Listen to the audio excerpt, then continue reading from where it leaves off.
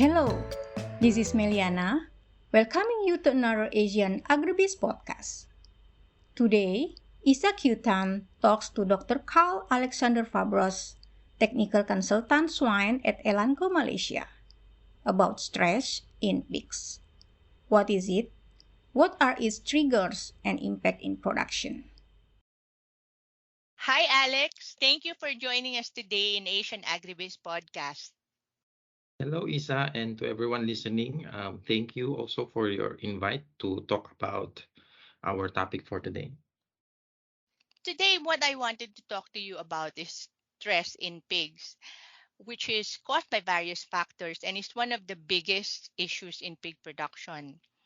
We'd like to get a better idea of what the causes of stress are, its Mhm. impact to health and productivity, and what producers can do to mitigate or address the issues related to stress.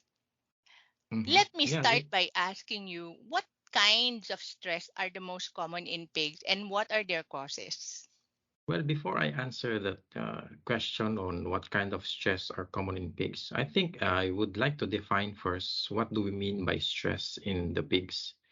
So stress actually it is the biological reaction. So the keyword there is the reaction of the animals or the pigs to any stimulus. It may be physical, mental, or emotional, which the pig perceive as a threat or a danger to its homeostasis. So homeostasis means it's the state of balance of the body. Okay. Okay. So let me talk a bit on the stress response mechanism of the body. So when the body perceives something like a stimulus, if it's a threat or danger, the brain, particularly the hypothalamus or the pituitary glands, it will send signal to the adrenal glands. And these adrenal glands, they release stress hormones. So cortisol, adrenaline, epinephrines, and they will be released into the bloodstreams. And these chemicals will prepare the body to overcome the threat. So it's more of like a body's way of, it's a body survival instinct. Now the question is, what are these chemicals, cortisol or the stress hormones do to the bodies? Okay. This reaction actually is beneficial. One of the effect would be it slows down the digestion. So normally the animals would be in a rest and digest mode, right? But once the stress comes in, the immediate reaction is slow down digestion. So it becomes in a fight or flight mode of sort, right? So another one is the tunnel vision. The animals will try to scan the environment when it felt like there's a threat or danger. The animal will try to scan where to escape, or in terms like they would like to fight, they would scan where to strike. Or another effect of these stress hormones are fast breathing, accelerated heart rate, increased blood pressure. These are all to improve the oxygenation of, most specifically, is the musculoskeletal systems, your muscles and your skeletal system, because this is the system wherein it would need a lot of energy for a sudden burst of movement. It's either to escape or run the danger or fight back. Another effect of these stress hormones is the liver converts glycogen to glucose, and we know that glucose is a readily available source of energy. So this is the stress response of the animal. Generally, it is good. This is how the individual designed in order to survive. So that's how the stress actually happens in the animal. So it's a biological reaction. Okay. Now I would like to, with this explanation, I would like to answer the question: what are the kinds of stress that are most common in pigs, and what are their causes? Right. There are a long list of common stress factors for the pigs throughout their entire lives. Some are even part of the standard practices in production. Like, for example, piglet processing. This is also a form of stressor. Weaning the animals. This is also a form of stressor. Transportation of the animals, vaccination, just to name a few. These are already standard procedures in the farm that are causing stress to the animals. In piglets, the common stress factors would be being born itself. It's also stress. In fact, even the initiation of farrowing, when the pigs are about to come out, the stress hormones I mentioned, like the cortisol, it is the one that would initiate the farrowing. It is produced by the piglets in the uterus, sending signals to the uterus that, hey, it's time for me to come out. So again, those are stress-related reaction of the body. So what else? So like I mentioned, piglet processing, something that is within the control of the producers, the cleanliness, the hygiene, the pathogen pressure inside the farm. What else? Competitions from siblings. So the fighting is very common. So there's a lot of stress ongoing in the environment of the pigs since they were born until they'll be marketed, right? So I can name a few more like weaning itself, temperature fluctuations, lack of enough space, lack of feeding space and water, poor ventilations. These are all forms of stressors to the animals. It's almost like the entire life is stressful. Yeah, I Yeah. agree with it. Well, you mentioned already how they typically respond to stress, but how does stress challenge and impact health and productivity? See, maybe to how to say to see how does really the stressor impact the productivity. Maybe let's just see first what are the three phases on the stress response of the animals, right? So in the farm language, there are three stages. So the first stage would be the alarm phase. It is the first reaction that occurs when the animals are in danger or perceive a notable change in the environment. So this we call the alarm phase. So the animal's response would seek to adapt to the change. It is through a series of physiological responses. So it's very short duration and it's instantaneous in the beginning. So what I have described to you just now, that's the first stage, which is the alarm phase, right? So it's Mhm. the initial reaction of the animals through the physiological processes.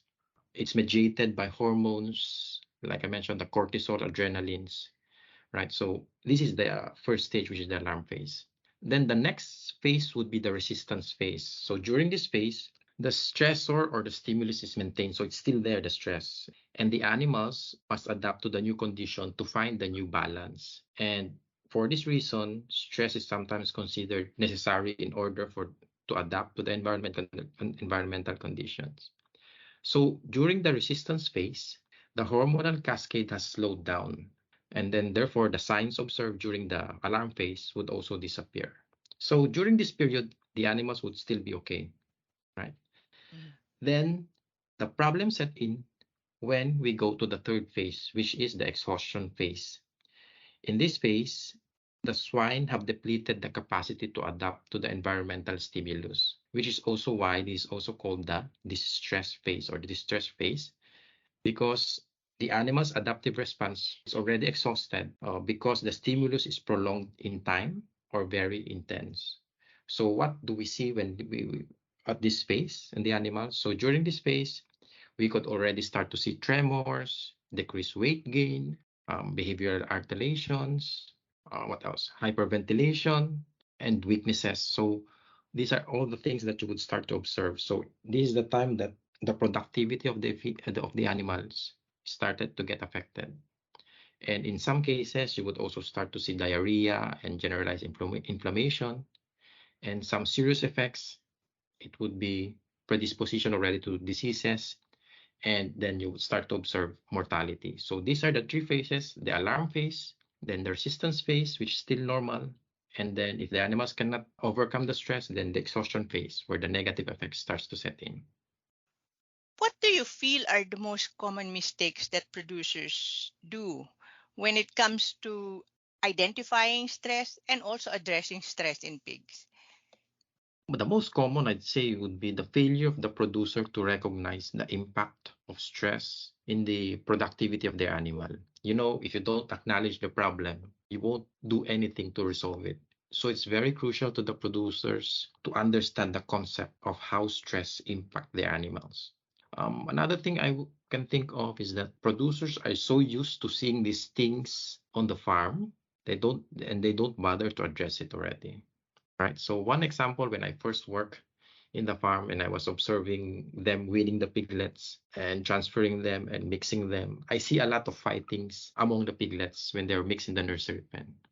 because I was just newly graduate that time. I was very surprised. I was alarmed. There's a lot of fighting. But when I look at the supervisor in charge that time, she wasn't concerned at all. So meaning she's so used to it that the farm doesn't bother to address these stressors in the farm, right?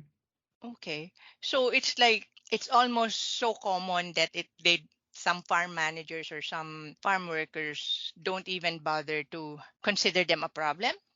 Yeah, if they would try to address those, let's say those fighting, they feel like it's very impractical because it's very common to occur. So they Hmm. just let it go. And also because they cannot measure the impact of those fighting, they also don't know if addressing it or without addressing it, would there be would there be a difference? I think that's the main Okay. issue in the farms. Okay. Do you see that common in the region, not just for example in Malaysia or in the Philippines or in is it relatively common happening in the various parts of the region? At this time, yeah, it's quite common, like because like I mentioned, it's a very like it's like it happens in the entire life of the animal or the pigs that stress they are subjected to stress. So there are Hmm. some stress that can be is within the control of the producers, but there are also some stressors, I mean, that the animal should undergo. Maybe what I could advise is manage those stressors that is beyond the control of the producers. Yeah, the animals will be subjected to the stress of weaning, of vaccination. So, yeah, there's a little bit, there's a less we can do about it. But let's say, for example, on the environment, like the ventilation, the hygiene, temperatures, all these things, this all be within the control of the producers. So there's stress that we can control, and then there are stressors that we cannot control. And then what I would recommend is focus more on trying to reduce the stress the producers can control. Okay. So, like, I was going to ask you about the strategies that producers can take to minimize or avoid stress.